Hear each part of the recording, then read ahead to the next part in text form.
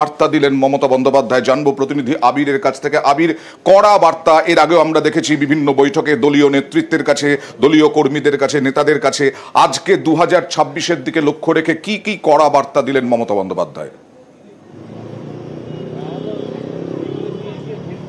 দেখো, আজকের বৈঠকের যে নির্যাস, সেই নির্যাস হচ্ছে 2026-এর বিধানসভা নির্বাচনের আগে দলের কর্মীদের দায়িত্বশীল ভূমিকা এবং দলের নেতা কর্মীদেরকে আরো অনেক বেশি শৃঙ্খলাবদ্ধ করা।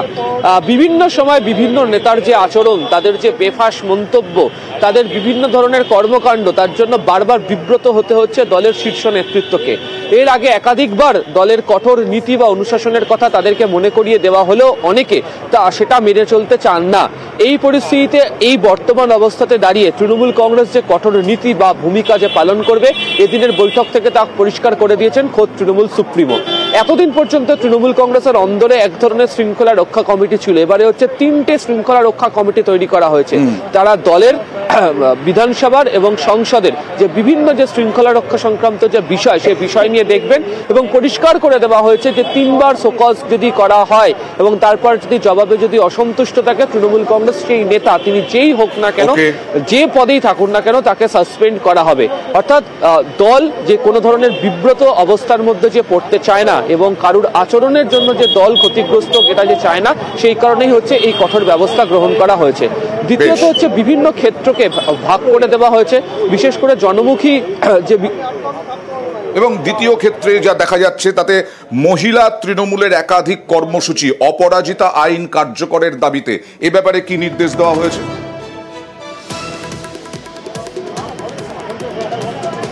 দেখো, এখন থেকেই তৃণমূল কংগ্রেস তাদের দলের নেতা কর্মীদেরকে রাস্তায় নামাতে শুরু করছে। এর মধ্যে 3টে কর্মসূচির বিষয় নেওয়া হয়েছে।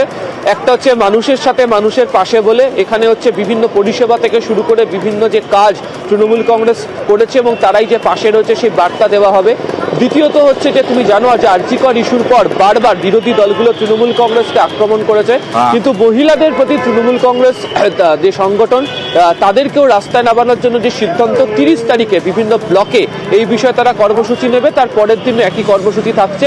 এবং এই যে অপরাজিতা বিল, যেটি বিধানসভায় পাশ হয়েছিল, যেটি এখনো পর্যন্ত আইন হয়ে আসেনি, এই সংক্রান্ত বিষয়ে 10ই ডিসেম্বরের পর এটি প্রতিনিধি দল তারা রাষ্ট্রপতি ভবনেও তারা যেতে চায়, সেই সংক্রান্ত বার্তাও তারা রাখবে।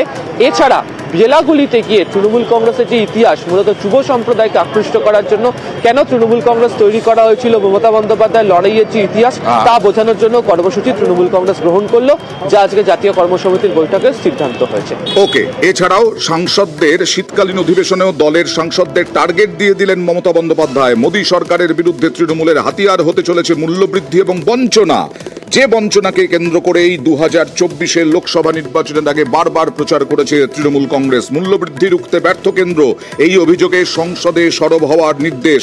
পাশাপাশি 100 দিনের কাজ এবং আবাসে এই বঞ্চনার অভিযোগেও ফের কোমর বেঁধে লড়াইয়ের নির্দেশ এবং মণিপুরের অশান্তি নিয়েও মোদী সরকারকে চাপে ফেলার কৌশল।